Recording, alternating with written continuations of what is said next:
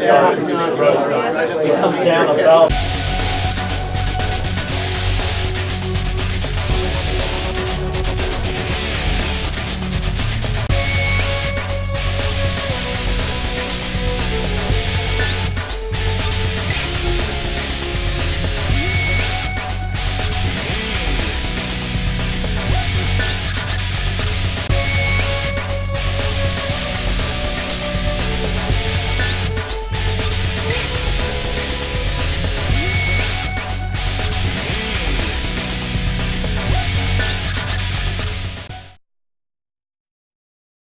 The first thing that you're seeing is the clearing along here and along here, as well as in here. Basically the clearing for all the ponds, the first phase of our construction.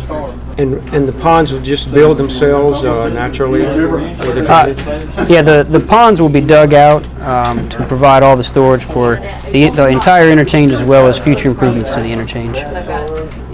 The sound walls through here, we're going to be putting a sound wall along this section here, along the southbound 995, up here along northbound 995, and then as well as over here along JTB heading westbound. Well, the noise walls, then what people will see is the purpose of the noise walls would be to help against the noise for those who reside in this area.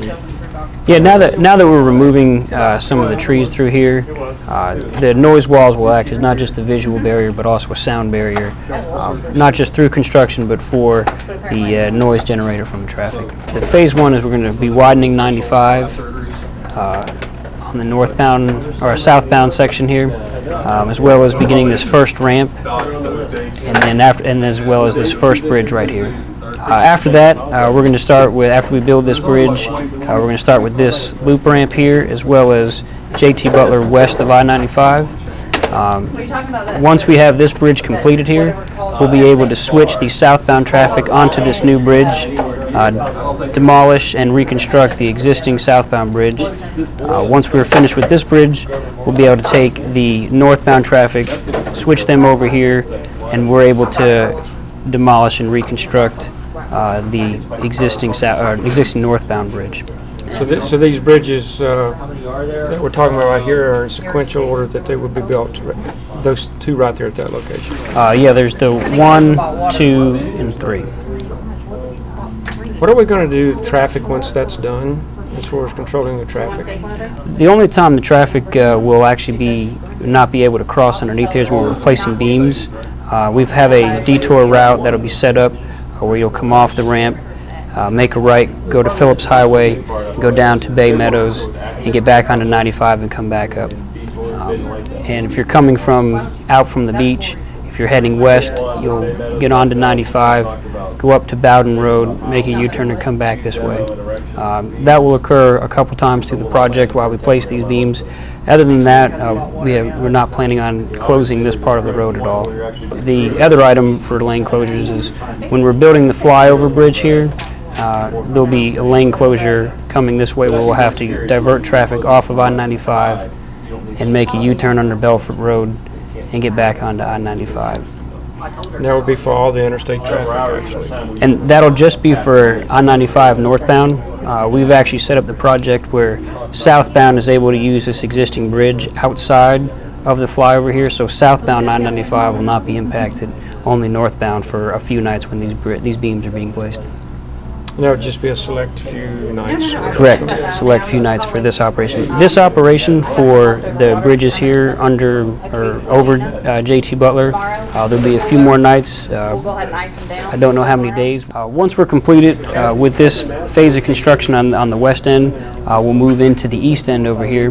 One of the major highlights of this project here is right now there's currently a weaving pattern over here with a high volume of traffic. We're going to take JT Butler westbound to 95 northbound on a flyover bridge that will go up and over the existing ramp traffic to have a direct access onto I-95. Belfort Road will be able to come this way underneath the flyover bridge and sneak on to I-95 coming this way, as well as come to JT Butler heading west. The lane closures would also, to a degree, will impact the traffic and all in there, and they'd be properly marked. On this end, we don't anticipate too many lane closures. As far as the detour around this bridge, we're able to snake the traffic around the back end of this bridge. People like coming, like getting out, for instance, leaving the hospital, leaving these locations, so they'll be seeing the roadways will be marked, and they'll be able to show during construction. During construction, we're going to have message boards out on the project directing, as well as signs. It'll be well marked for the traveling public of where they have to go. Thankfully, we're not having any major detours in this area. We're just able to put a couple diversions around the end of the bridge during construction. One of the other features of the project is we're going to be adding a signal here and the northbound off-ramp of I-95. With that, we'll also be adding a left turn lane that previously was not there, where you'll be able to come off here and make a left turn into your dedicated lane, as opposed to the current configuration where you would have to go down to Belford Road and make a U-turn and come back. The last phase of the project will be constructing the major flyover. This is the major part of the project, 95 southbound to JT Butler eastbound.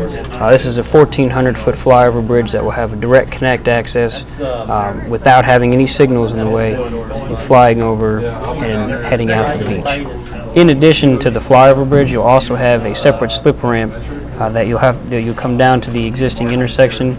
This slip ramp will be used for local traffic accessing Salisbury Road and Belford Road, as the flyover bridge will have a direct connect access all the way to the beach.